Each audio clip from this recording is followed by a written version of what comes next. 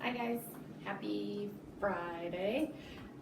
So as Tori kind of figured out based on the contents of the things you got in your bag last week when you picked up your work, we are doing a science experiment that involves sort of making your own lava lamp.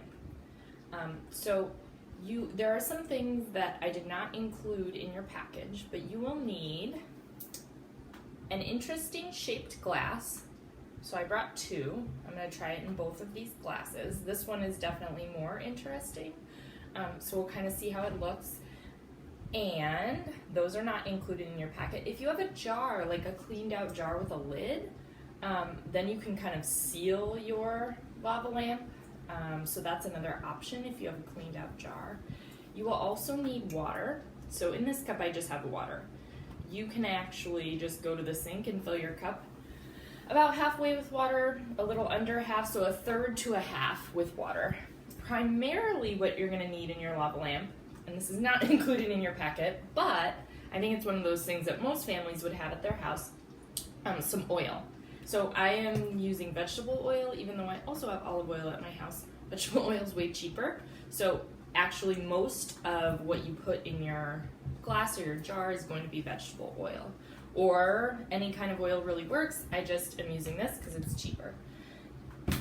Those are the things that I did not give you. Then each of you has a food coloring.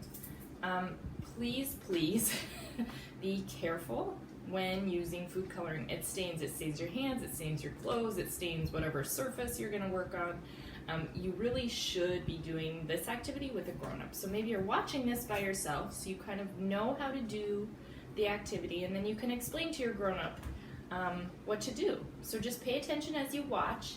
Don't feel like you guys have to watch me and do it at the same time, but I would say you try watching, and then teach your grown-up how to do the experiment. Please do not try to do the food coloring on your own. You have to be careful with the drips, and you don't want to stain your fingers or anything at your house. So yes, food coloring does stain, so be careful. Then you have a little packet, and yours is cut in half because I only gave you one Alka-Seltzer tablet. So you should have one Alka-Seltzer tablet. So I'm going to actually open this up right now.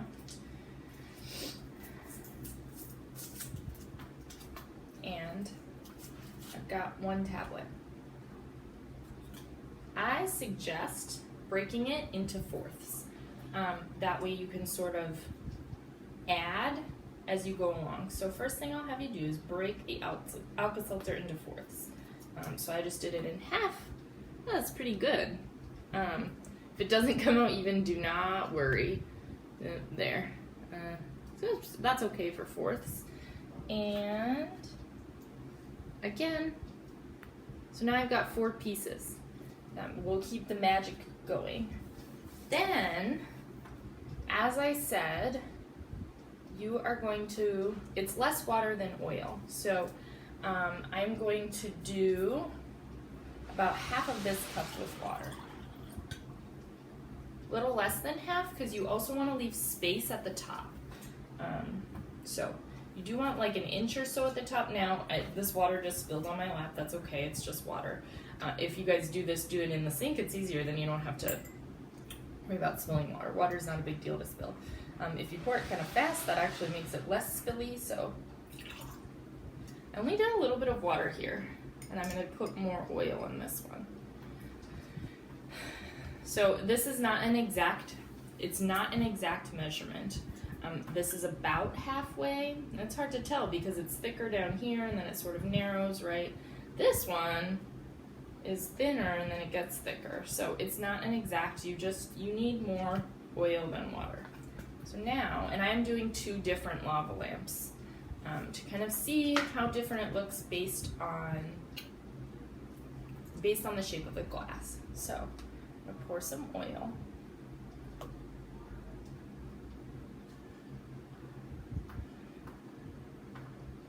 And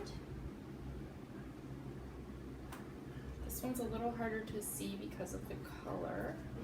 I'll do this one.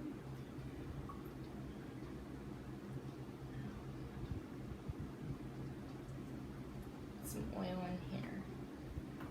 Now, I like this because you can really see it. I think actually, you guys, in this one, and this is an experiment, right? I did look up a few ways to do this, which is actually what I do with cooking. I look up a few ways and then I just make it up myself.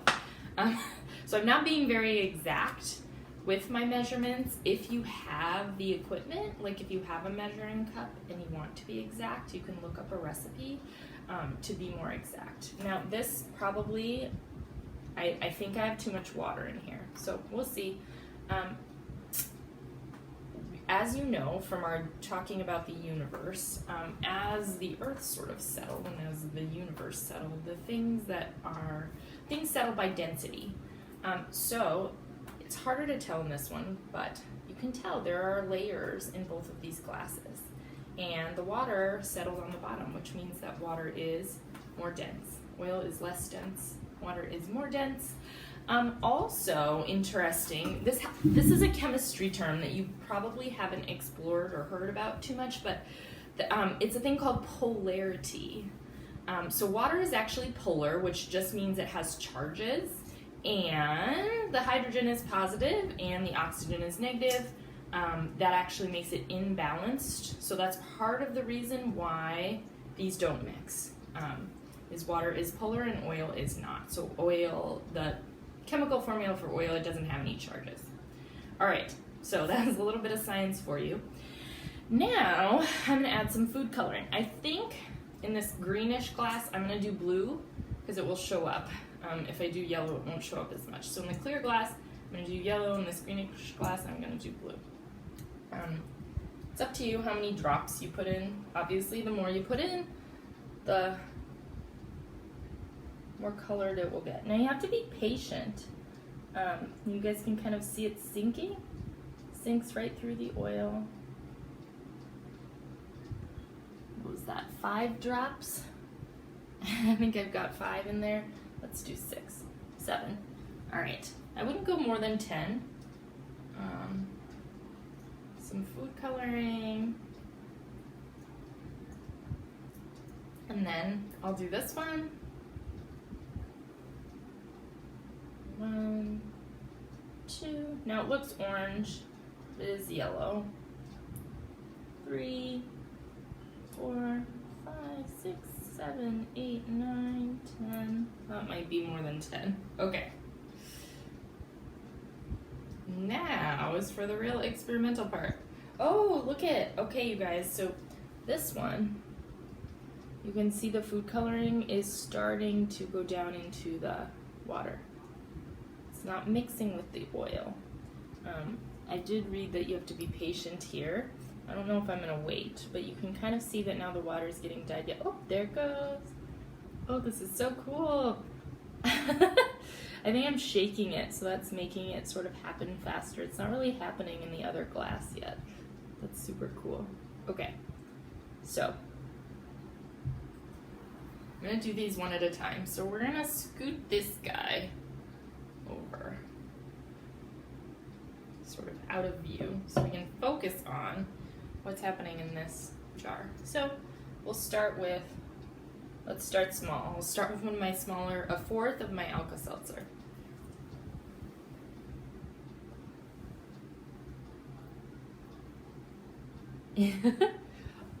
There, it's so cool.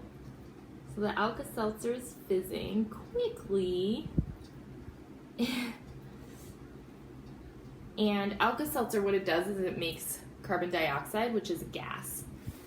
And so then the gas actually floats to the surface, and then the bubble pops and the food coloring goes back to the bottom. So what you're seeing there when they all fall is once the bubble pops.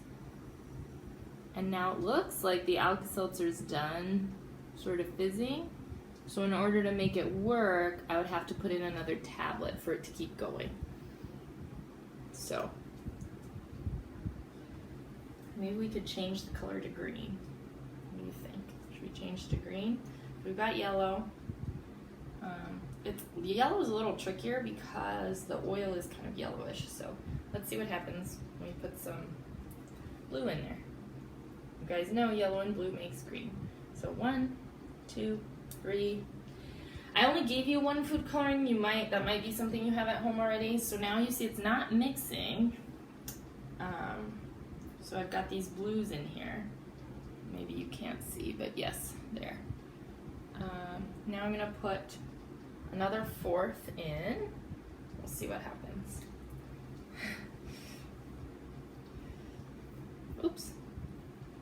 Here we go. Oh my goodness. Cool. So there's a lot going on in there. And you can see the little food coloring bubbles going to the top. So yeah, you guys, it would have a longer distance to travel if I had done less water and more oil. So that is why it's less water. Ooh, wow, that is a very deep color down there. Less water and more oil would have meant you would see more of the traveling of the bubbles. I know there's a glare. So when you do this, put more oil if you have it. It will be more interesting. It's a very deep green I have. All right, so there's that. I think, well, let's see. I should have maybe added more oil to this one. What do you guys think?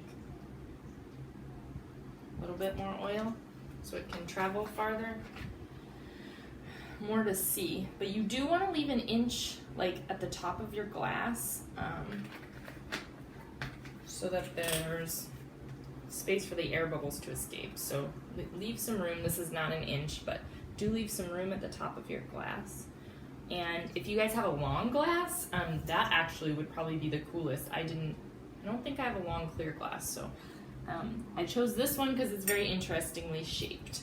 All right, here we go.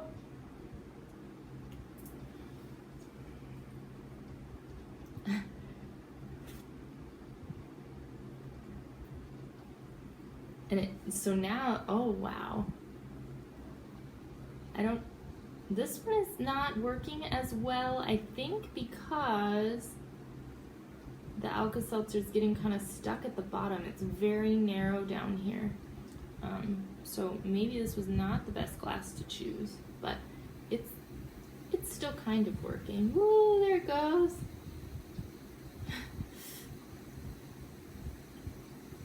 And I don't know if you guys can hear it. Should be quiet.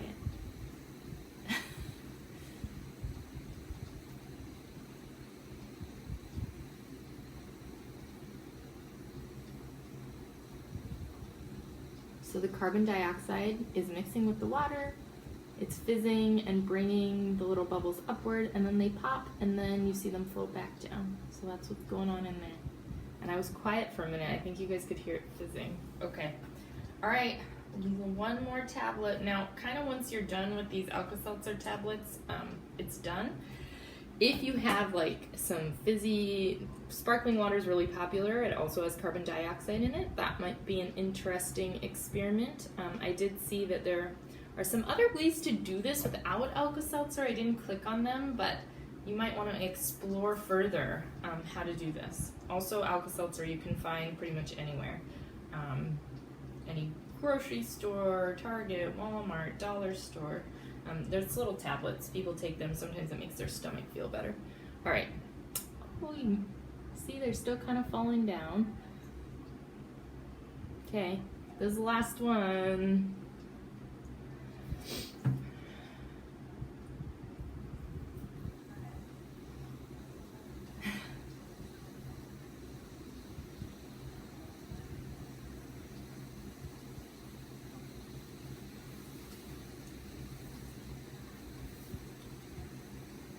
So,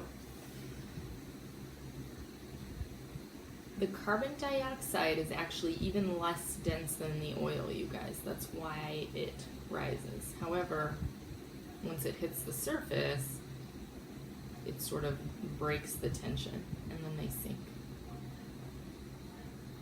But there's a little while the bubbles are able to lift. Remember, on the bottom is the water, and it's sort of going through the oil.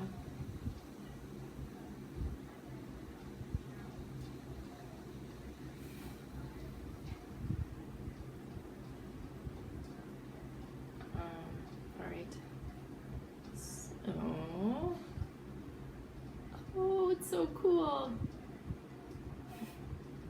I've never done this before, actually. So you guys know I got this idea from my cousin who is in graduate school for biomedical engineering. She's quite smart, but she's just doing this for fun in quarantine. So she actually gave me this idea, and I thought it was super cool, and I said, how do you do that? And then I looked it up. So I'm kind of curious, and I feel like I'm having self-control by not sticking my finger in here, but I'm gonna get a knife. I'll be right back.